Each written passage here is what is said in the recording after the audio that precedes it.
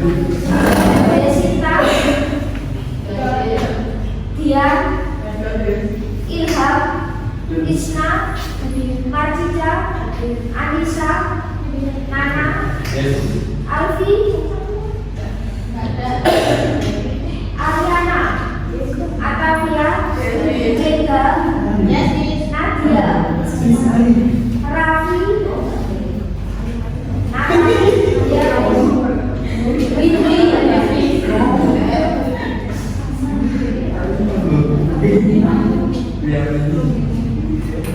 Herlangga, Ageta, Anissa Gali, Lutfia, Inati.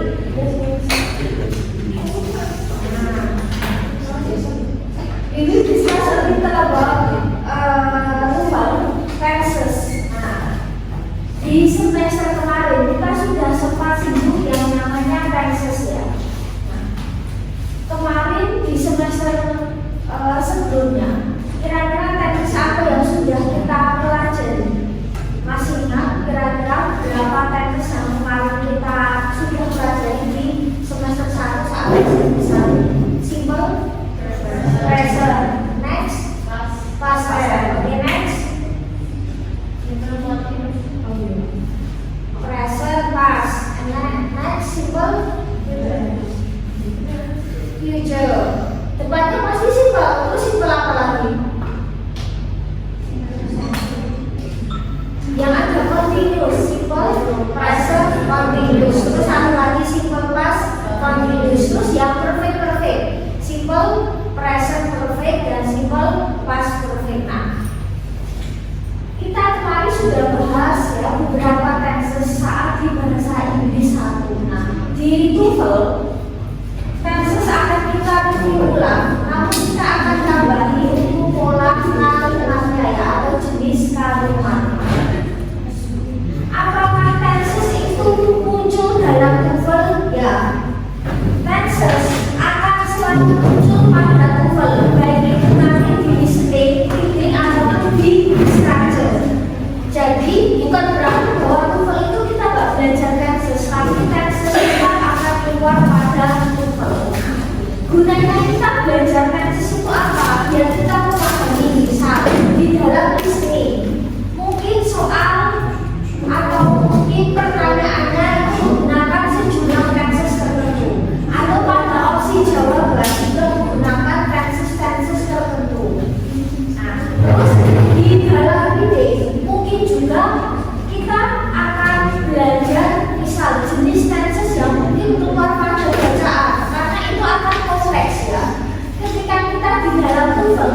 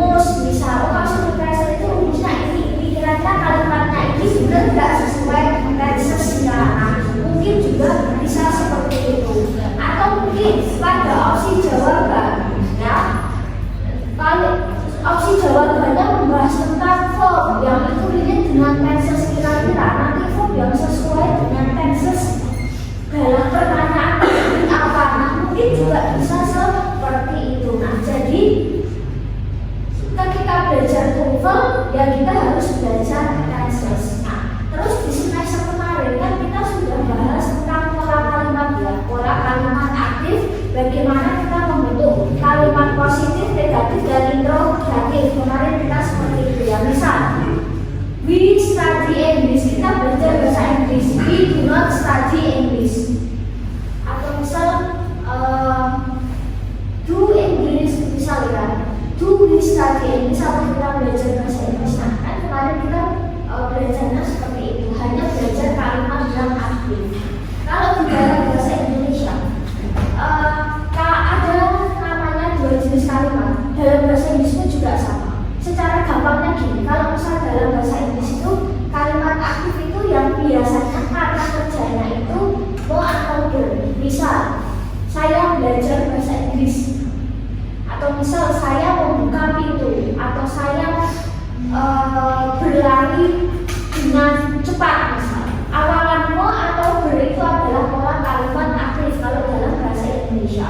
Terus kalau untuk pola pasif itu adalah kata kerja yang dipasifkan. Misal saya makan apel, apel dimakan oleh saya membuka pintu, pintu dibuka oleh saya. Atau misal saya belajar bahasa Inggris dipelajari oleh saya, ya, yang kata kerjanya mau atau ber nanti jadi di titik-titik itu adalah pasif kalau dalam bahasa Indonesia. Maka jadi dimakan, kemudian jadi dibuka.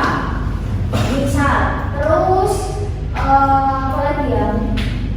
Belajar jadi dipelajari. Dikasih kata di juga otomatis pasif kalau bahasa Indonesia. Tapi kalau dalam bahasa Inggris, kan kalau bahasa Indonesia nggak mengenal tenses ya, cuma intinya membentuk pola yang akan datang tinggal tambah akan, sedang tinggal tambah sedang. Nah, tapi kalau bahasa Inggris kan ada sejumlah tenses ya, present, past tense, future, present continuous, past continuous, present perfect, past perfect. Bagaimana kalau kita membentuk pasif dalam bahasa Inggris? Untuk membentuk aktifnya saja, setiap tense itu kan punya rumus ya. Present kan rumusnya subject verb 1, past tense rumusnya ini, terus present perfect punya rumus juga. Nah, untuk membentuk pasif dalam bahasa Inggris juga harus menyesuaikan rumus, ya, sesuai dengan pola aktifnya. Jadi kalau pola aktif itu dia ada rumusnya masing-masing, maka untuk membentuk pasif dalam bahasa Inggris juga ada rumusnya masing-masing. Misal we study English, kita belajar bahasa Inggris. Kalau bahasa Indonesia tambah di selesai, bahasa Inggris dipelajari kita, udah pasif. Tapi kalau dalam bahasa Inggris we study English, bagaimana kita membuat pola pasifnya? Study kok ditambahin apa? Biar ditambah dia jadi di titik-titik.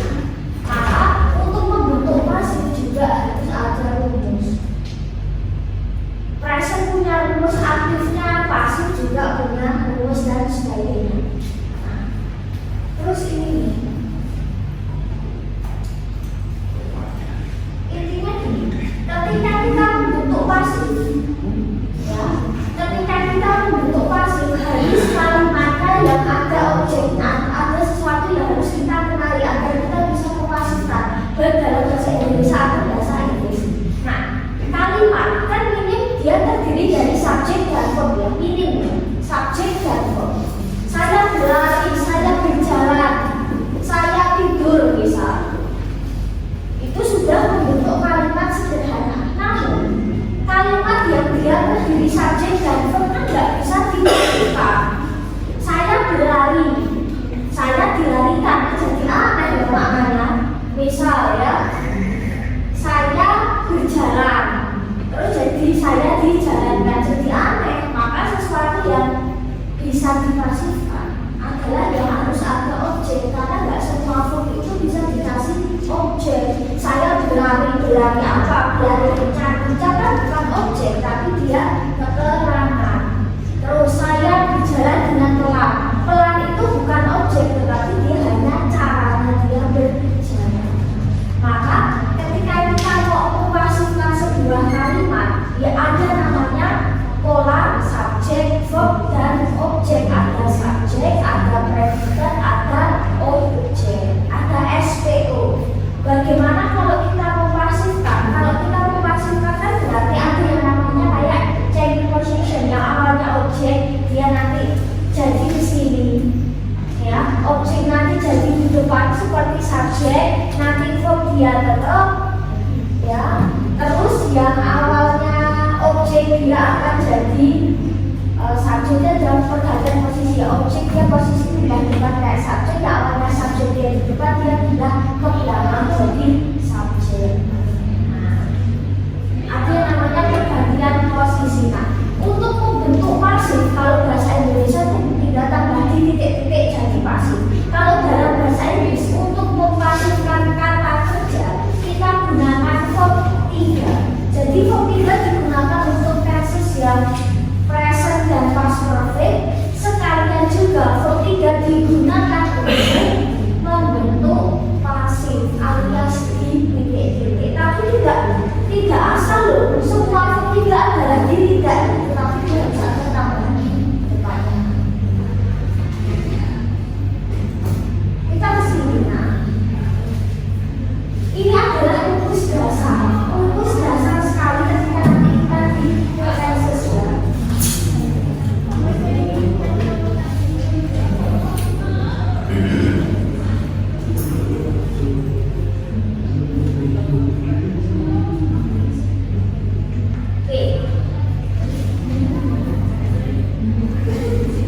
Jadi setiap tenses memiliki verb masing-masing. Nah, present menggunakan verb 1, past menggunakan verb 2. Kalau tensesnya ada continuous dia menggunakan verb ing ya.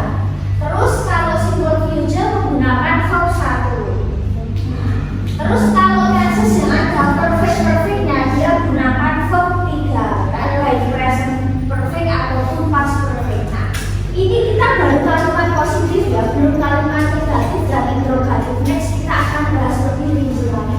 Nah, kalau untuk aktif dalam simple presentnya sebutnya subjek verb 1 ya. Verb 1 itu bisa kata kerjanya bisa di ending SES atau kata kerjanya di ending S atau ES. Kira-kira subjek siapa ya yang kata kerjanya itu tidak diakhiri SES? Sing ora doyan SES kata ganti siapa atau subjek siapa? I, you, we, they. Terus siapa subjek yang kata kerjanya di ending SES? He, she, it. Nah, itu baru kalimat positifnya. Bagaimana kita membentuk kalimat negatif? Nah, untuk membentuk negatif simple present tense yaitu subjek plus to be is and are plus verb 3. Jadi pola ini sudah otomatis membentuk pasifnya present tense. Nah, di sini diisi to be karena present tense kan to be-nya is and are ya. Nah, kira-kira siapa subjek yang menggunakan to be is?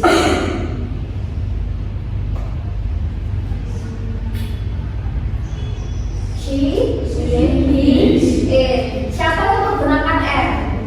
I. Siapa yang menggunakan A? We, benar, they, lagi you. Nah, jadi kalian tentukan pola ini otomatis pasif ya. Simple past tense penggunaannya adalah subjek plus verb 2. Subjek plus verb 2. Nah, mungkin masih ingat verb 2 itu ya. Penggunaan verb 2 itu kan bisa reguler, bisa irregular. Nah, kira-kira regular verb itu kata kerja yang seperti apa sih? Regular verb yang beraturan. Yang beraturan itu yang kayak apa sih? Yang beraturan itu yang seperti apa? Kata kerja yang beraturan itu yang seperti apa sih? Yang diakhiri dengan apa? Bukan reguler. Verb 2 atau verb 3 kan? Nah, kira-kira biasanya di ending apa nih untuk regular verb? D atau ed. Nah, terus ada satu lagi yaitu verb yang irregular alias tidak beraturan. Namanya juga tidak beraturan. Maka untuk verb 2, verb 3 itu biasanya tidak di ending ded, tetapi biasanya dia itu tidak beraturan. Mungkin bisa sama, mungkin bisa berbeda. Nah, terus bagaimana untuk membentuk pasifnya? Ya, untuk membentuk pasifnya subjek to be, kata pasif itu to be-nya harus juga lampau, maka was dan were. Siapa subjek yang menggunakan to be was?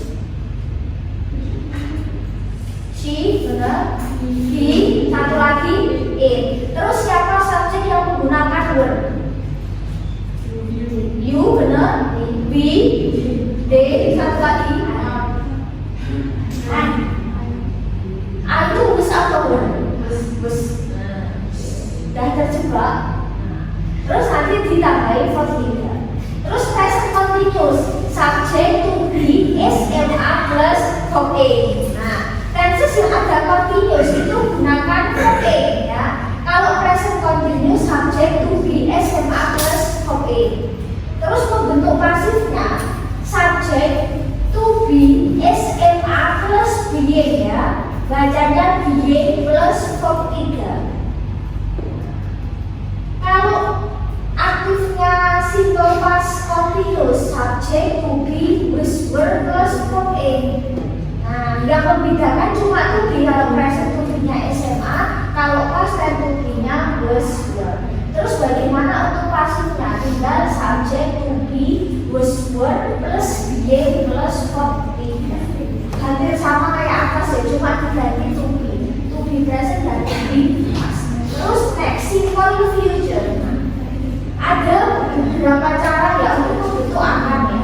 Nah, yang paling familiar adalah subject will plus verb 1. Subject will verb 1. Nah, bagaimana membentuk pasifnya? Maka untuk membentuk pasif future adalah subject will plus be plus verb 3. Be di sini nggak diisi to be ya, cuma tulisannya be. Terus bagaimana kalau pola selanjutnya? Simple future juga ada namanya pola SMA apa ya? To be going to verb 1 ya. Misal subject to be SMA going to plus verb 1. Terus bagaimana membentuk pasif?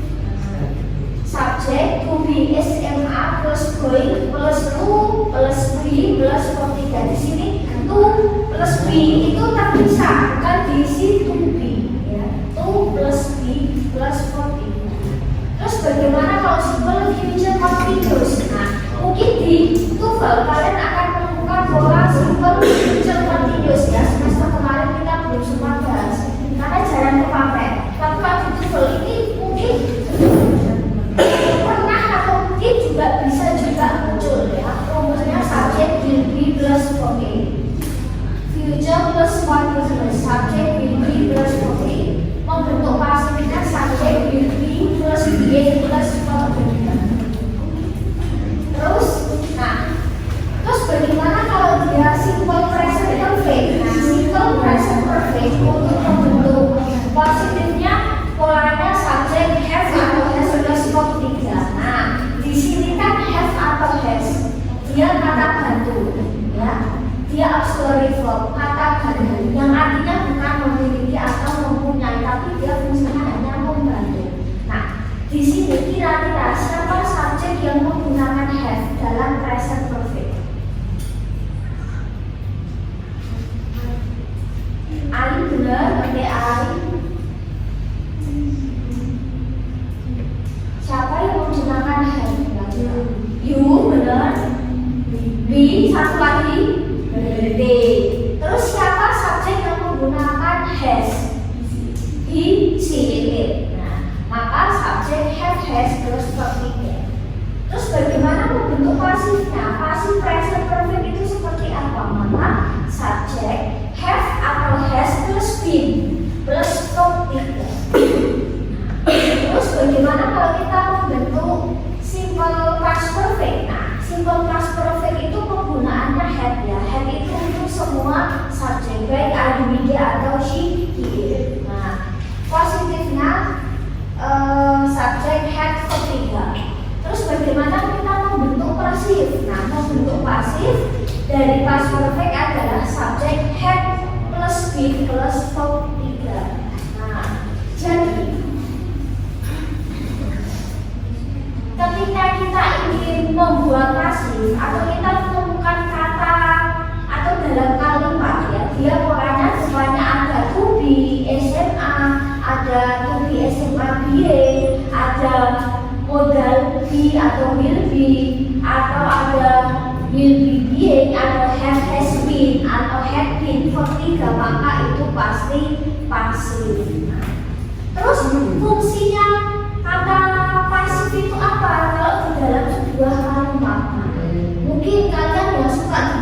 kamu.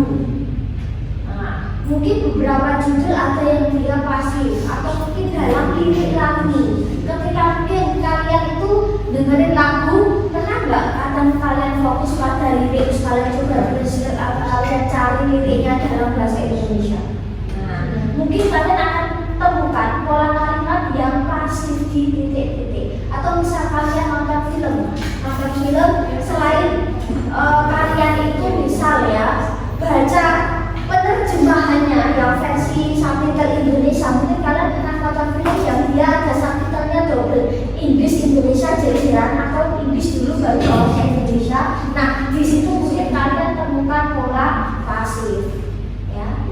Nah, mungkin kalian pernah dengar ada kata mungkin dalam lirik atau dalam sebuah dialog atau buku atau apapun itu ada penggunaan kata I have been atau she has been atau I have been. Nah, ini biasanya lagu atau di subtitle. Nah, esensi makna pasif mungkin sedikit berbeda dengan aktif ya, tapi sebenarnya maknanya sama, cuma dia kayak perbedaan sudut pandang. Yang awalnya subjek jadi objek, objek jadi subjek. Kata kerja yang awalnya aktif jadi pasif, mungkin secara makna nggak berbeda, cuma itu di beberapa hal yang dia terkait seperti misal judul berita. Mungkin kalian pernah sekilas pernah baca koran atau berita, baik itu versi cetak atau online, judul-judul itu kan biasanya singkat. Kebanyakan judul-judul headline pada koran, baik portal online, portal offline, media kertas atau cetak, itu biasanya judul itu menggunakan pasif. Mungkin kalian pernah atau baca berita aja yang koran Indonesia aja lah ya, atau kalian menemukan kalian lagi scroll sosmed, misal kalian menemukan berita, misal kalau kalian itu follow sejumlah berita, nah di situ kan beberapa judul itu malah pasif. Misal gini, pemerintah meluncurkan ya uang baru kepada masyarakat. Misal kita balik jadi pasif, uang baru diluncurkan pemerintah untuk masyarakat. Secara makna ada hampir sama nggak? Hampir, tapi secara judul eye-catching dia lebih nangkep ya pasif. Pemerintah meluncurkan uang baru atau uang baru diluncurkan pemerintah. Nah, ini biasanya kalau di judul-judul koran itu biasanya malah penggunaannya pasif daripada aktif. Nah, selain itu, mungkin kita lihat di sekitar kita itu juga penggunaan kalimat pasif itu juga cukup sering ya. Nah, sering muncul. Next, kita akan bahas beberapa contohnya. Di dalam TOEFL, penggunaan kalimat aktif dan pasif mungkin bisa 50/50. Mungkin ketika kita listening, mungkin kita menemukan soal atau jawaban dan lihat speakernya itu menggunakan kalimat pasif. Opsi jawabannya mungkin pasif. Atau misal kita di reading atau bacaan ya, di reading comprehension, bacaan itu tidak perlu cuma kalimatnya aktif, mungkin kalimatnya pasif. Nah, atau di opsi jawabannya juga bisa gabungan keduanya, atau kita di grammar atau di structure. Misal soalnya dalam bentuk kalimat aktif, kalian disuruh cari kira-kira mana yang benar. Atau misal soal dalam bentuk kalimat pasif, kalian disuruh cari kira-kira jawaban yang benar dari kalimat di atas apa, atau cari kalimat yang salah di atas apa, kira-kira mana yang salah, apakah kata kerja, apakah mungkin yang lainnya. Minggu depan kita akan pelajari contoh-contohnya ya, contoh masing-masing ya, baik pola kalimat aktif dan pasif.